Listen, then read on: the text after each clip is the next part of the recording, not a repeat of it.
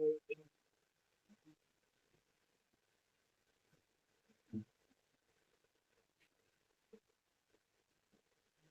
हिंद दोस्तों। आप लोग कैसे हैं?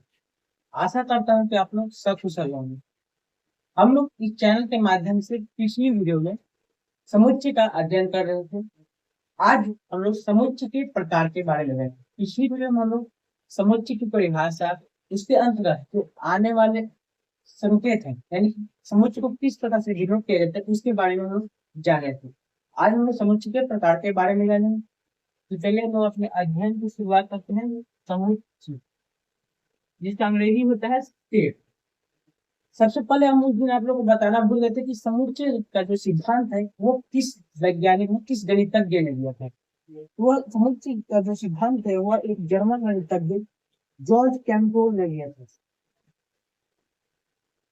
गणितज्ञ थे जॉर्ज कैम्पबेल।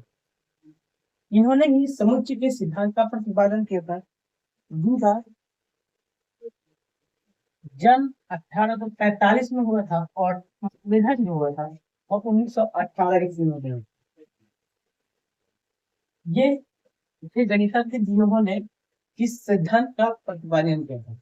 अब हम लोग जानेंगे कि रोस्टर रूप में लिखते थे हम लोग, रोस्टर रूप में समुच्चय को, उसमें क्या करते थे कि एलिमेंट के नंबर को लिखते थे और जो स्टेट बिल्डर फॉर्म था, स्टेट बिल्डर फॉर्म यानी कि समुच्चय निर्माण विधि, इसमें हम लोग समुच्चय के प्रॉपर्टी को लिखते थे। किसको? प्रॉपर्टी। और इसमें मेंबर को लिखते। तो क्या होता है, इसमें हम लोग दो मेंबर लिखेंगे तो उसको दोबारा दोहराया जाएंगे। जैसे मान लीजिए हमें अगर स्टूडेंट लिखना है, स्टूडेंट को अगर लिखना हो वो तो फॉर्म में, तो क्या करेंगे, S comma T comma U comma D comma E comma N comma T लिखेंगे? नहीं, क्यों? क्योंकि रोस्टर रूप में मेंबर को दोबारा नहीं लिखा जाता है, यानी कि यहाँ पर टी नहीं है। यही आप लोग को हम नहीं बताए थे कि ये और ये चीजें, तो ये दो चीजें आप लोग जान लो। अब हम लोग अपने अध्ययन पर आएंगे। पहले हम लोग जानेंगे समुच्चय के प्रकार, जिसमें पहला होगा इम्पटीसेट। पहला इम्पटीसेट, जिसका नाम होता है रिक्त समुच्चय।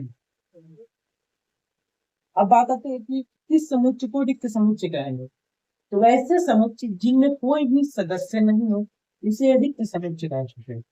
वैसा समुच्चय जिसमें कोई भी सदस्य नहीं हो, मान लीजिए अगर आपको दे दिया जाए एक्स सच दैट एक्स,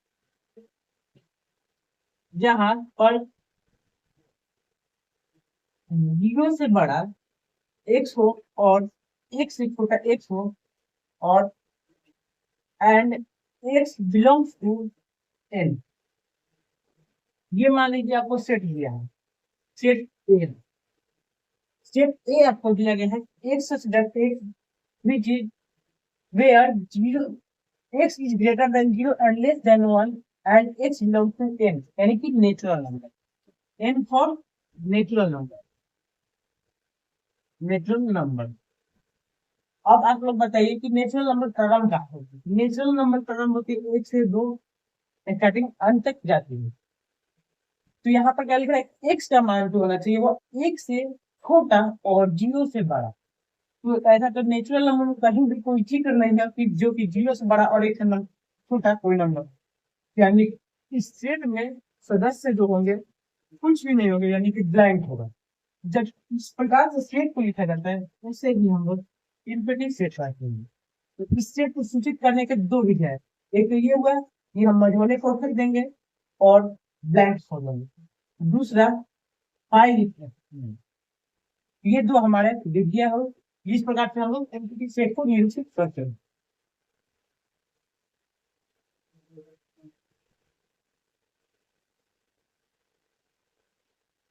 अगला हम लोग जानेंगे सिंगलटन सेट के बारे में।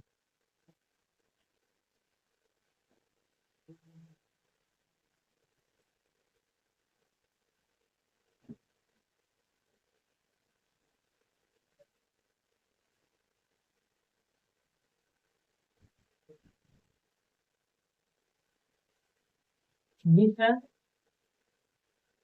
सिंगलटन सेट, यानी कि एकल समुच्चय। जैसा कि नाम से ही प्रतीत हो रहा है, एकल और सिंगलटन, तो इसका मतलब क्या हुआ कि वैसा समुच्चय जिसमें केवल एक सदस्य हो, एग्जैक्टली एक सदस्य है, उसे हम लोग एकल समुच्चय कहते हैं। अब बात आती है इसके एग्जाम्पल के माध्यम से हम लोग देखेंगे। मान लीजिए कि एक हमारे पास स्टेट है ए, जहां पर मात्र 2 लिखा हुआ है। यह जो हमारा सेट होगा वो होगा सिंगलटन सेट, यानी कि एकल समुच्चय।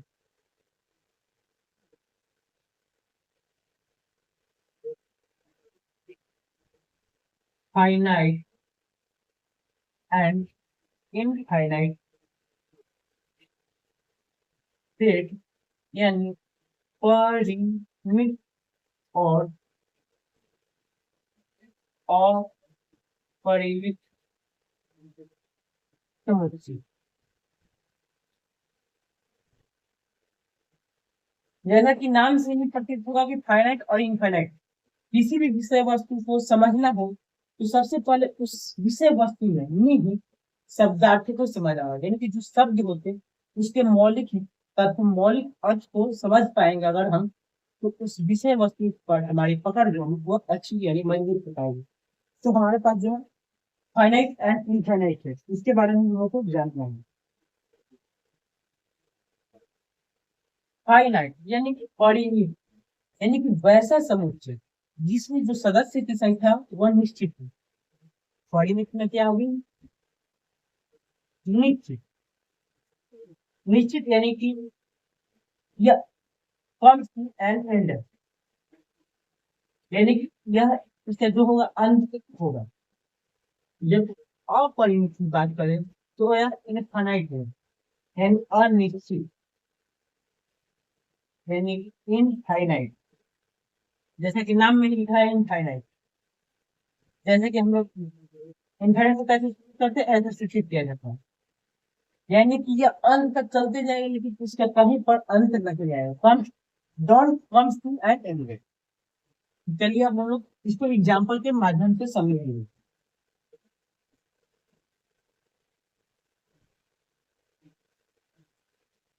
मान लीजिए हमारे पास एक सेट है आर से सूचित है, यहाँ पर है 2 4 6 8 10 12। ठीक, अब बताइए फाइनाइट है या नहीं। तो फाइनाइट में क्या है? निश्चित होगी, सदस्य की संख्या निश्चित होगी, कम्स टू एन एंड, ठीक है, एंड हो रहा है। तो इसमें हम लोग गिन भी सकते हैं, 2 2 4 2 6, यानी जो नंबर है वन कितनी है? 2 4 6। अब आती है बात अपरिमित समुच्चय की। तो मान लीजिए कि अपरिमित समुच्चय इस प्रकार से होगा, आगे और हम लिख रहे हैं 4 6 8 10 dot dot dot.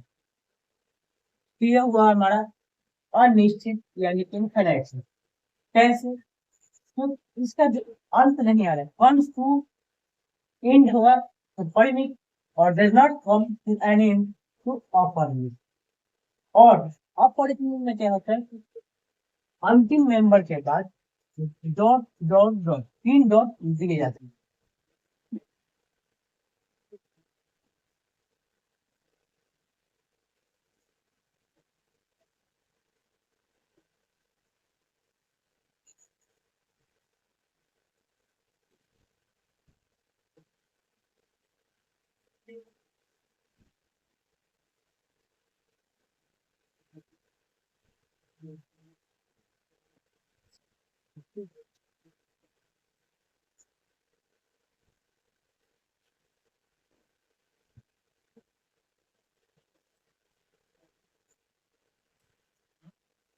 Equal set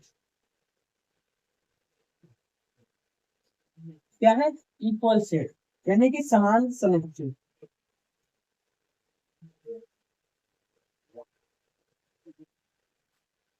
इसका अर्थ हिंदी क्या होगा? समान समुच्चय। और सेट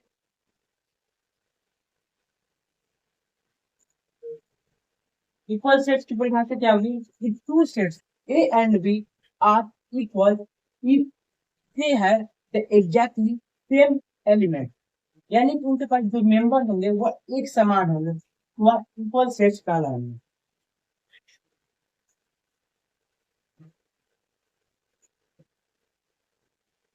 अब इस प्रकार के जो सेट होंगे, मान लीजिए हमारे पास ए है 2 1 3 और बी है 3 1 2, क्या इक्वल है या नहीं है? क्यों? क्योंकि इसमें भी दो लिमिट है, इसमें भी दो है, एक एक तीन तीन, यानी कि तीनों जो मेंबर है वह एक समान है। इस सेट को लिखा जाएगा ए इक्वल टू बी, यह हुआ ए इक्वल टू बी। जब यह नहीं होते तो इसको लिखा हम A that not equal to B. यह हुआ इक्वल सेट के बारे में। दूसरा, अब अगला है इक्विवेलेंट सेट। इक्विवेलेंट सेट यह भी देखने में लग रहा होगा कि इसके जैसा ही है, तो हाँ वैसा ही। इसमें बस फर्क है कि number of element equal to number of elements of other set, यानी कि जो सदस्य की संख्या होगी वह निश्चित रूप से दूसरे सदस्य की संख्या के बराबर। जैसे कि इसमें भी 3 है और इसमें भी 3 है, यानी कि 3 और 3 दोनों बराबर है, यानी कि ये इक्विवेलेंट सेट है। ये जो है इक्विवेलेंट होगा बी। और एक चीज ये बात है कि इक्वल सेट्स जो होगा वह इक्विवेलेंट सेट्स हो सकता है, लेकिन इक्विवेलेंट सेट्स इक्वल सेट्स हो यह सुनिश्चित नहीं है।